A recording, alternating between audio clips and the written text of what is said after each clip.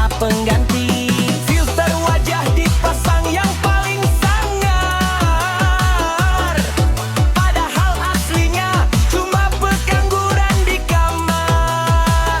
Hati-hati ya sis, jangan mudah baper. Dia cuma butuh konten, bukan butuh partner. Ketik, kirim, janji manis di layar sentuh, tapi cintanya cuma sejauh sinyal penuh. Putus koneksi.